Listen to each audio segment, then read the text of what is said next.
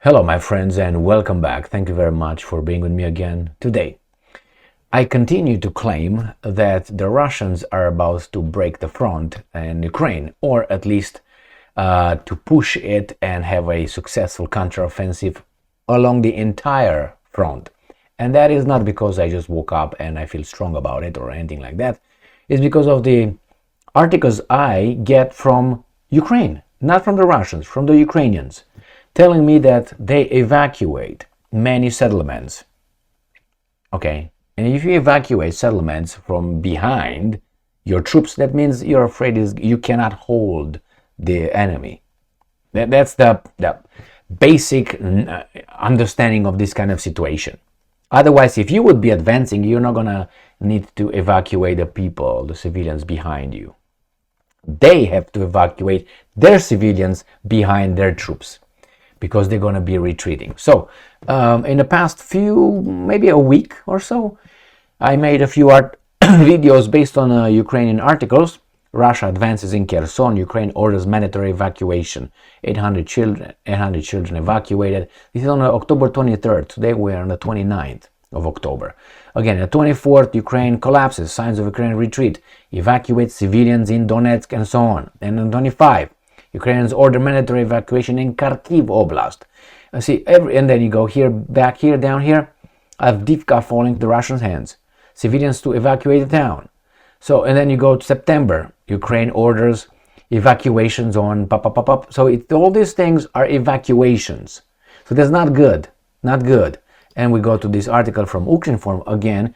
The Ukrainians, mandatory evacuation of children announced in 3 communities of Kupiansk district. Now, where is Kupiansk? Kupiansk is right here. Right here is Kupiansk. This is Kupiansk, and here is where the Russians seem to advance. So they are, again, evacuating children from this region, this location. So this on the big scheme, it looks like this. Okay, so if you want, and if you don't, I will do it nevertheless. Right there. So we have the map like this. So in this eastern part, you want to call it northern of the whole front, this.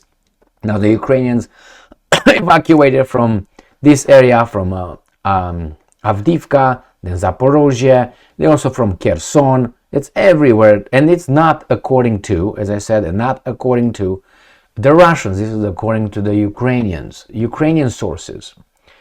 So let's see. In Kharkiv region, mandatory evacuation of families with children has been announced in 3 communities of Kupiansk district that are under constant enemy fire. So why are they under constant enemy fire? Because those guys are coming close. I mean, this I explained many times. This is the point of contact between the Russians and the Ukrainians, and the Russians are shelling here, the other guys are doing the same thing. And when the Russians destroy this part here, they advance, or they try to advance with troops to push it this way. So when if they succeed to push it a little bit this way, they move all their guns, let's put it this way, further. And then when they push this one further, so that means they're gonna attack more deeper in the Ukrainian territory. That's why these guys hit deeper. That means they probably destroyed everything on this side here. Oleg Sinyahubov, the head of the Kharkiv Regional Military Administration, announced this on Facebook, Ukrinform reports. And I'm quoting, the Kharkiv Region's Defense Council decided to announce the mandatory evacuation of families with children from Kupiansk, Kindrashivka and Kurilivka communities of Kupiansk district, which are under constant enemy fire. Well, this is not something that occurred in the past year and a half, because then there's going to be the question, why didn't you evacuate them before that? You let them being hit by the Russians? No, it's a new development. That's why that happens. Otherwise, I'm going to turn around and say, hey, they've been bombarded for 9 months now, and only now you decide to evacuate them? So that's why it's a new development. In particular, Families with children from the following settlements are subject to evacuation. Now, what you should do, you take a snap picture or whatever, take a screen picture of this, all these things here, right here, the settlements, and then you're gonna see, look over the map and see where they're at. And when the Ukrainians, if they announce another evacuation, you again look over the map and you're gonna see that this exactly what I showed you before. Therefore, you're gonna understand which direction the front moves, the line of contact, left, right. So when these guys are telling you that the Ukrainians are winning, you look over the map of those and look at those settlements, and then after 2-3 weeks, when they again, or maybe a month or two, they again evacuate, look where those settlements on the map, Google map, and then you realize if it's east or west, and then you realize who's advancing, and then you can make a little bit of a assessment how fast the advancements occur. It says here, it is noted that there are currently 275 children in these settlements.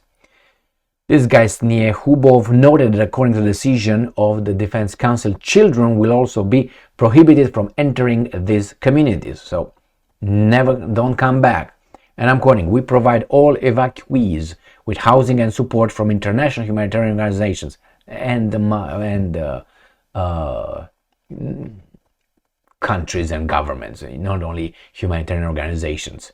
We call on all residents of these communities to be as responsible as possible for their own lives and the lives of their children, the regions had emphasized. As reported in September, mandatory evacuation from 53 settlements in Kupiansk district began. Go and watch my video, girl, over there, or go and find articles about in September mandatory. Let me show you here.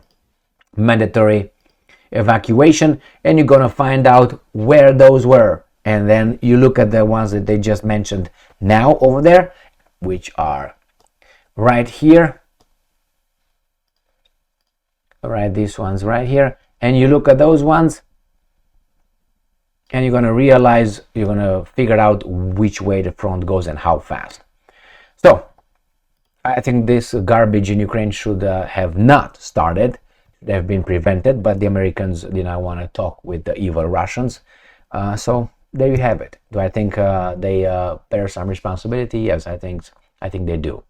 I think they do because you look at the cost benefit, and when the benefit is smaller than the cost, I think you definitely make a decision to not pursue that thing. So here you have. I mean, it's just. A tragedy, but it works for some evil interest. You can call them economic, financial interest. That's what it is. It's Putin and Biden and all these weasels. These are just people who are willingly and knowingly or not knowingly pursue someone else's agenda. Because if you tell me that what's going on in Ukraine benefits me, I have at least 15 counter arguments to say no, they don't benefit. Does it benefit? I don't think it benefits me whatsoever. I think it's against what I see as a positive development on a global sphere, or on the as America, United States. I don't think it's a positive thing. And supposedly these guys that we elected, or they elected, are doing our what we want them to do. Hey, we got the mass media and they do a good job. That's why. Go and vote. Okay. Thank you very much for being with me again today. Stay strong, stay smart, look for the truth, and be just.